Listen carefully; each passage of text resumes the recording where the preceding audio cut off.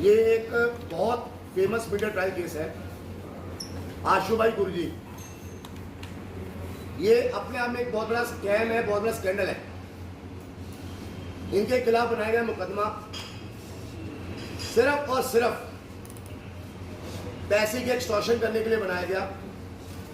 और किस तरह से इस तरह के केस बनाए जाते हैं इस दुनिया में, वो हम आपके जरिए बताना चाहते हैं। 2018 में जब इनके खिलाफ इनके बेटे समर, इनके दोस्त सौरभ और मैनेजर रविशंकर के खिलाफ बहुत संगीन धाराओं में गैंग रेप, पॉक्सो की दफा में, हौज खास के अंदर में एक मुकदमा दर्ज हुआ, तो पूरी मीडिया में प्रचार हुआ कि किस तरह से इन्होंने उसके साथ दुष्कर्म किया, ये किया, वो किया। आज गूगल पे जाएंगे तो कम से कम 20 वीडियो मिलेगी जिसमें ये तो बताया जा रहा है कि इन्होंने गलत किया, ऐसे किया, वैसे किया। लेकिन आज आपके जरिए मैं इस स्कैंडल से पूरा पर्दा उठाना चाहता हूं कि किस तरह से दुनिया के अंदर बनाए गए सारे रेप के मुकदमे, अगर सारे मुकदमे झूठे नहीं हैं तो सारे मुकदमे सच्चे भी नहीं हैं। ये अपने आप में एक एक्सेप्शनल केस है जिसके अंदर में जब आप लोगों को पता लगेगा कि किस तरह से ये लोग जो गुरु या कोई भी धार्मिक संस्था से जुड़े हुए किस तरह से सॉफ्ट टारगेट होते हैं और किस तरह से लोग इनको इजीली कानून का मिसयूज करते हुए फॉल्स केस में इम्प्लीकेट करके और एक मोटिव के साथ कि किस तरह से मोटा पैसा इनसे हटा जाए, उसके लिए ये इनको गलत केसों में फंसाते हैं। आशुभाई गुरुजी के खिलाफ जिस लड़की ने इनके खिलाफ 2018 में गैंग रेप और पॉक्सो के सेक्शन में फौज का थाने के अंदर एफआईआर दर्ज करवाई, उसी लड़की ने अपना नाम बदलते हुए बिग फिशेस, जो बिल्कुल बड़े अंपायर से जुड़े लोग हैं, उनके खिलाफ भी गैंग रेप के मुकदमे दर्ज करवाए हुए हैं। ये खुलासा आज आपके जरिए हम करना चाहते हैं और ये अपने बहुत बड़ी बात है कि किस तरह से वो लड़की दोनों एफआईआर के अंदर में सेम एलिगेशन सेम टाइम पे, जब किसी को नहीं पता, ना इनको पता कि उसने एक मुकदमा और करवाया हुआ है, ना उनको पता कि इनके खिलाफ मुकदमा करवाया हुआ है। जो दूसरी एफआईआर है वो सीपीडब्ल्यूडी के चीफ डायरेक्टर्स, जो बिल्कुल बहुत उच्च अधिकारी है, उनके खिलाफ करवाई गई। और जब इनके खिलाफ यह मुकदमा दायर किया जाता है तो इनके पास में उसका एसोसिएट, उस लड़की का जो पार्टनर है रामनेश शर्मा, वो इनके ऑफिस में आता है एक मीडिया की कटिंग लेके कि आशु भाई जी आपके खिलाफ रेप का मुकदमा दर्ज हो गया है। इनको ये मालूम भी नहीं, क्योंकि ये कभी जानते नहीं, उसको कभी मिले नहीं कि इनके खिलाफ एक मुकदमा भी दर्ज हो गया है। उसने कहा इनके सामने अपना फोन खोल के कि मैं डीसीपी राम गोपाल नायक का आदमी हूं, जो इस टाइम क्राइम ब्रांच में डीसीपी हैं, और आपके सामने मैं उनसे बात कर रहा हूं, आपका मुकदमा हम सेटल करवा देंगे। आप अपने किसी भरोसे के आदमी का मोबाइल नंबर दीजिए और यहां से अंडरग्राउंड हो जाइए, नहीं तो पुलिस आपको पकड़ लेगी। घबराया हुआ आदमी, इसने कभी आज तक ये चीजें नहीं सही ना देखी, घबराहट में इन्होंने वहां से चले गए और अपने एक 20 साल के संबंध वाले, जिसको अपने बेटे समान मानते हैं, शिव कुमार जी, उनका मोबाइल नंबर इन्होंने उसको दे दिया। 9 तारीख को ऑफिस से जाते ही वो आदमी शिव कुमार जी से ओपनली, बिना किसी डर के, बिना किसी भय के, ओपनली पैसे की डिमांड करनी स्टार्ट कर देता है। 12 करोड़ रुपए चाहिए, 13 करोड़ रुपए चाहिए, और उसके बाद नेगोशिएट करता है 7 करोड़ रुपए चाहिए, हम आपके मैटर में क्लोजर रिपोर्ट दाखिल करवा देंगे। 50 से ज्यादा रिकॉर्डिंग हमारे पास है, जो ये सीडी में मौजूद है, पेन ड्राइव में मौजूद है, और हमारे पास वो मोबाइल फोन आज भी मौजूद है जिसके अंदर ये सारी की सारी उसकी पूरी व्हाट्सएप चैट, उसकी पूरी मोबाइल रिकॉर्डिंग ट्रांसक्रिप्शन के साथ हमारे पास मौजूद है। अब यहां से आपको मैं बताऊंगा कि खेल आगे कहां जाता है। वही आदमी अपनी पूरी बातचीत के दौरान बताता है कि डीसीपी राम गोपाल नायक साहब के साथ मेरी बात चल रही है, मैं उनके घर जा रहा हूं। ये पूरी की पूरी बातचीत 50 रिकॉर्डिंग के अंदर है हमारे पास। उसके बाद वही आदमी उसी रिकॉर्डिंग में ये बात बोलता है कि ताती महाराज का केस भी हमारे साहब ने 13 करोड़ रुपए में सेटल किया है, यानी उसको एक विजिटिंग कार्ड की तरह दिखाता है कि हम लोग ये काम करते हैं। उसकी रिकॉर्डिंग में एडमिट है हमारे पास, ये लिखा हुआ हमारे पास है, उसका बोला हुआ हमारे पास है। उसके बाद जिस नंबर से वो ये सारी बातचीत करता है, उसके अंदर में वो 3 नंबरों से हमारे साथ बातचीत करता है 50 रिकॉर्डिंग के अंदर, जिसमें 25 से ज्यादा रिकॉर्डिंग एक ही नंबर से है, जिसका लास्ट में नंबर 733 है। मैं वो नंबर पब्लिकली नहीं करना चाहता, शॉर्ट फॉर्म में आपको इसलिए बता रहा हूं। लास्ट में 733 नंबर है। अब हैरानगी वाली बात समझिए कि जब किसी बातचीत को लेके, इस पूरी रिकॉर्डिंग को लेके, इस मोबाइल फोन को लेके वहां Shiv Kumar ji crime branch office में पहुंचते हैं, तो रामनेश शर्मा वहां बैठा हुआ चाय पी रहा है और शिव कुमार जी को डंडों से मारा जाता है कि तुमने रिकॉर्डिंग कैसे कर ली, ये फोन हमें चाहिए। इन्होंने किसी तरीके से वो फोन वहां से बचा लिया और फोन बचाने के बाद उनको आज तक ये फोन नहीं दिया। उन्होंने शिव कुमार को धमकी दी कि तुझे झूठे मुकदमे में फंसा देंगे। तब तक आशु गुरु जी गिरफ्तार हो चुके थे, सारे चारों के चारों मुलजिम अंदर जा चुके थे। वहां से इन पे लगातार दबाव बनाया जाता है कि पैसा दे दो सेटल कर लो, पैसा दे दो सेटल कर लो। शिव कुमार जी ने बाकायदा कमिश्नर ऑफ दिल्ली पुलिस को 14/5/2019 को रिटर्न में कंप्लेंट दी, जिसमें उस मोबाइल नंबर का हवाला था, लेकिन कोई एक्शन नहीं लिया गया, क्योंकि इन्होंने अब इस कंप्लेंट के अंदर में बाकायदा बताया कि किस तरह से डीसीपी राम गोपाल नायक का नाम लेके रामनेश शर्मा पैसे मांग रहा है और उसके सामने मुझे डीसीपी साहब ने मारा है। हैरानगी वाली बात समझिए कि उसके राइट 1 महीने बाद ये लड़की अपना नाम बदलकर अलग डिस्ट्रिक्ट में जाकर मंडावली थाने के अंदर में सीपीडब्ल्यूडी के चीफ एडिटर्स के खिलाफ मुकदमा दर्ज करवाती है, जिसके अंदर में वही मोबाइल नंबर 733 लड़की अपना बताती है अपनी हैंड रिटन कंप्लेंट के अंदर। ये रही उसकी हाथ की लिखी कंप्लेंट और एफआईआर की कॉपी, जिसके अंदर में वो लड़की खुद बता रही है कि ये मोबाइल नंबर मेरा है। ये एक बहुत बड़ा स्कैंडल है। इसके बारे में 20 महीने की कस्टडी के बाद जब आशु गुरु जी बाहर आए इंटरिम बेल पे, स्वास्थ्य ठीक नहीं रहता इनका और कोविड-19 पोजीशन के दौरान सबको इंटरिम मिली। 18 अक्टूबर को ये बात हमारे सामने आई। 20 महीने की नाजायज कस्टडी काटने के बाद पूरी मीडिया में उस लड़की ने दुष्प्रचार किया, पूरा इन पे दबाव बनाने के लिए किया गया कि किस तरह से इनसे पैसा हड़प लिया जाए। आप हैरान होंगे कि रामनेश शर्मा जिस मोबाइल नंबर से बात कर रहा है वही लड़की अपना नंबर बताती है और वो नंबर भी उनका नहीं है, वो नंबर भी उनका नहीं है। लेकिन आज तक 18 अक्टूबर से लेके और 3 जनवरी तक लगातार हमने दस्तक दिया। हर बड़े अधिकारी के पास गए, सीडी लेके गए, हर चीज को लेके गए, लेकिन क्या कहते हैं, नहीं ये तो मीडिया प्रोफाइल केस है, ये तो हाईलाइट केस है, हम इसके अंदर कुछ नहीं कर सकते, आपकी कोई मदद नहीं की जा सकती। क्योंकि जहां भी जाते थे पुलिस के उच्च अधिकारी का नाम आने से सारी पुलिस दबाव में काम कर रही है, कोई भी नहीं बात मानने को तैयार था।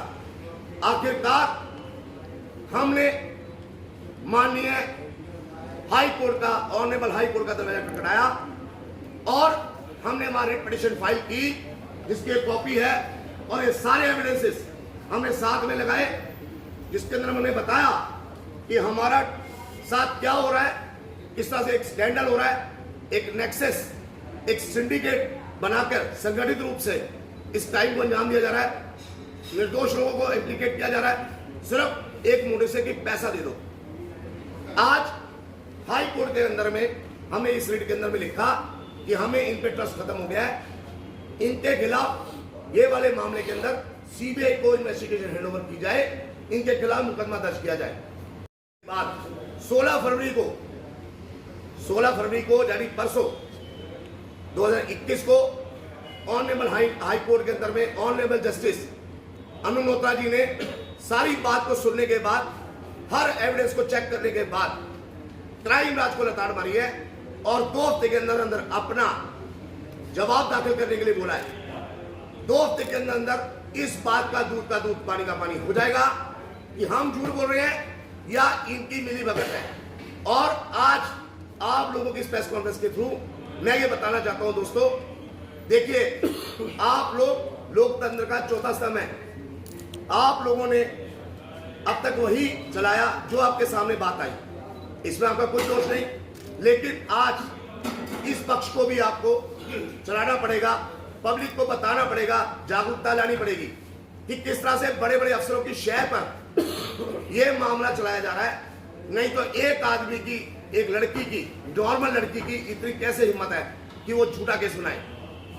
एक लड़की उसी के साथ बार बार रेप होता है, वही लड़की जो बार बार बड़े बड़े सिंडिकेट लोगों के साथ में इन्वॉल्व है, वही लड़की जो बड़े बड़े बिग फिशेस को के साथ में इस तरह के मुकदमे दर्ज कराती है। ऐसा कैसे हो सकता है? उसके पीछे जो पूरी टीम की शय है, हमने उसका बेनकाब किया है। हमने ओपनली उसकी पूरी रिकॉर्डिंग्स, पूरी ट्रांसक्रिप्शन हाई कोर्ट के सामने रखी है। मैंने जो बातें आपको बोली हैं वो हमारी रिट पिटीशन के थ्रू ऑलरेडी माननीय हाई कोर्ट के सामने जा चुकी हैं और हाई कोर्ट ने हमारी एडमिट कर ली है बातें। और अब आप लोगों को मैं ये सारी कॉपी देने को तैयार हूं, जिसके अंदर में उसकी 50 से ज्यादा रिकॉर्डिंग है।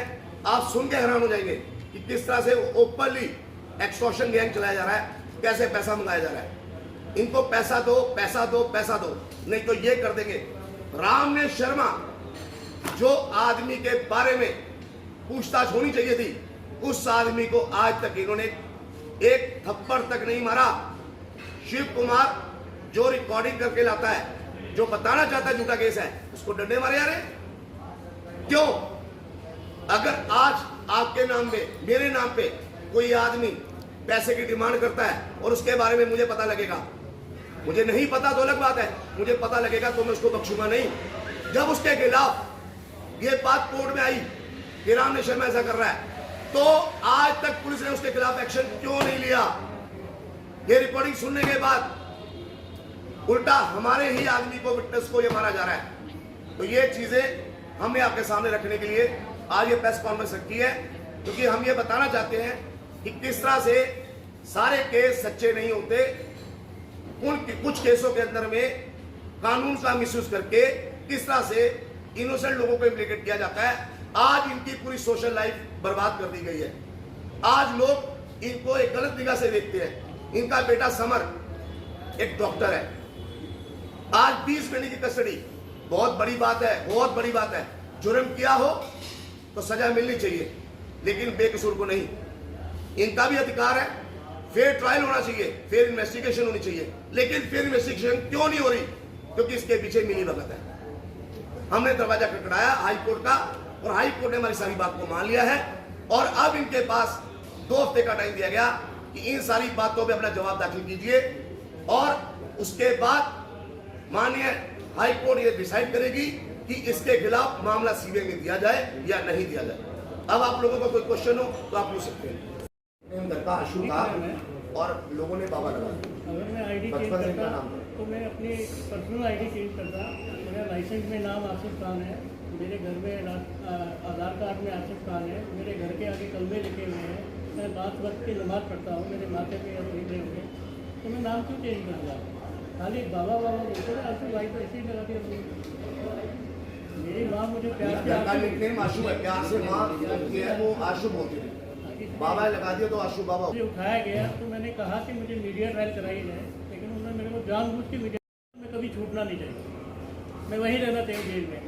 मैं जिस लायक हूँ उस लायक ऊपर वाला मुझे रखेगा। और जब मैं इस धर्म को मानता ही हूँ तो मैं रोज़े नमाज का पूरा ख्याल रखता हूँ। और आपको जानकर हैरानी होगी कि माता रानी के जो दरबार है उसको भी मैं पूरा मानता हूँ, और वहाँ पर मेरा भंडारा हर शनिवार चलता है। आप इसे गलत समझें, सही समझें, नाम बदले, कुछ भी बदले, मेरी आस्था तो हर चीज़ से है। मैं किसी एक चीज़ के लिए नहीं हूँ, मैं तो माता के लिए भी हूँ, मैं तो साईं बाबा के लिए भी हूँ, मैं तो अल्लाह का बंदा हूँ। मुझे किसी से नफरत नहीं करनी है। और इससे पहले तो मैं एक रामलीला ग्राउंड में बहुत बड़ा इवेंट करने वाला था, केवल महिलाओं के लिए, केवल बच्चियों के लिए, कि हमारे देश की बच्चियां कैसे सुखी रहें। मैं ये बताना चाहता था। जो मेरा कार्य रद्द हुआ, क्योंकि मेरे पास रामलीला ग्राउंड की पर्ची है जो मैंने बुक की थी, उन लोगों को जिनको मैंने इकट्ठा करना था, वो भी ये सब 1 महीने बाद होना था। और जिसकी बात करते हैं राम गोपाल नायक की, मेरी मोबाइल की कॉल डिटेल निकलवाओ, वो मेरा दोस्त था, उसके घर मेरा जाना आना था, और उसी ने मेरे साथ ऐसा स्कैंडल कर दिया। क्योंकि सबसे बड़ी बात है, अगर ये बात है तो मेरे मोबाइल में उसके नाम के साथ उसका नंबर क्यों फीड है, उसकी बीवी का नंबर क्यों फीड है? तो मेरा जानकार था। और ये सारी इन्वेस्टिगेशन हौस खास थाने में होनी चाहिए थी। 2-3 दिन में ही ये केस क्राइम ब्रांच में कैसे ट्रांसफ़र हो गया? और जब इतनी बात थी तो मैं जब थाने में रहा, तो थाने में मुझे बंद करना चाहिए था। मैं एसी रूम में कैसे सोता था?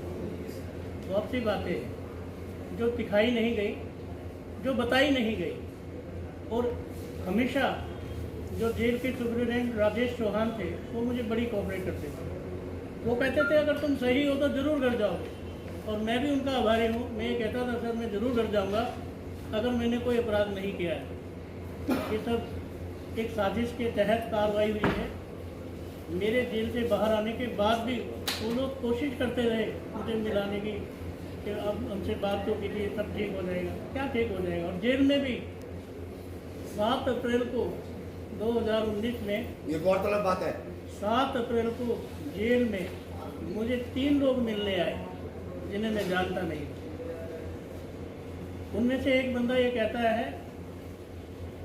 कि क्या तू मुझे जानता है? मैंने कहा नहीं, मैं चंडीगढ़ में रहता हूँ, महंत हूँ, 70 सेक्टर में रहता हूँ, 5 मिनट में निकाल सकता हूँ। तो बोल 10 करोड़ रुपए खर्च करेगा, 20 करोड़ रुपए खर्च करेगा, केस ही ख़त्म हो जाएगा। मैंने कहा क्या सबूत है? उसने वहाँ पर मेरी उस महिला से बात कराई जो इसके लिए मेरे पे अपराध लगाए गए। मैं बड़ा हैरान था कि उन लोगों की पहुँच जेल तक है। मैं बड़ा हैरान था कि ये सोच कर कि देखिए प्रशासन भी कुछ नहीं है। आज भी आप चाहें तो उसके बहुत सारे सबूत हैं। वहाँ पर मैंने जेलर को बोला, सर ये अंदर कैसे आ गए? बोले जी ये अंदर की बात है। और बहुत सारी बातें हैं। मैंने वहाँ पर चित्रकारी सीखी, वहाँ पर अपने व्यवहार को अच्छा किया, बहुत अच्छा किया। और उन लोगों ने सभी ने मुझे इतना कोऑपरेट किया जिसका मैं आज तक बड़ा आभारी हूँ। और मैं चाहता हूँ कि मीडिया सब ठीक कर देगी। कारण क्या है कि मुझे मीडिया पर बड़ा विश्वास है, मैं मीडिया से जुड़ा हुआ हूँ। और न्याय प्रक्रिया हर एक के साथ अच्छा व्यवहार करती है। अगर कोई अच्छा है तो न्याय हमेशा उसका साथ देता है। मैं भी न्याय के साथ हूँ और सब कुछ न्याय प्रणाली के आधार पर सीखो। हाँ जी, मुझे पूरा भरोसा है सब अच्छा होगा। और मैं इसी कॉन्फिडेंस के साथ आप लोगों के साथ हूँ कि मैं आने वाले भविष्य को अच्छा देख रहा हूँ। मेरा मोटिव यहाँ पर प्रेस को जोड़ना, ये बताना नहीं है कि मैं कैसा हूँ। मुझे ये बताना है कि किसी भी व्यक्ति के साथ गलत हो तो वो नहीं होना चाहिए, और आप लोग उसको कोऑपरेट करेंगे। क्योंकि दुनिया में मैं समझता हूँ आज की डेट में ना तो पुलिस से कोई डरता है, ना तो किसी चीज़ से, अदालत से, ना किसी नेता से। प्रेस का ही डर होता है, क्योंकि प्रेस किसी के आचरण को अच्छे से दिखा सकती है। मैं आप लोगों की तारीफ नहीं कर रहा हूँ, लेकिन प्रेस के सामने बहुत सारी आगे की बातें होती हैं और बहुत सारी पीछे की बातें होती हैं। क्योंकि मैं हमेशा कैमरे की रिकॉर्डिंग में रहता था। मेरे पास सबूत हैं बहुत सारे कि मैं कैमरे के सामने रहता था। घर में भी मेरे कैमरा लगा हुआ है, CCTV कैमरा, ऑफिस में भी, मेरे कमरे में भी। फिर ये बात कैसे हो सकती है कि ये सब चीज़ें गलत हो जाएं? एक बात ध्यान से सुन लो।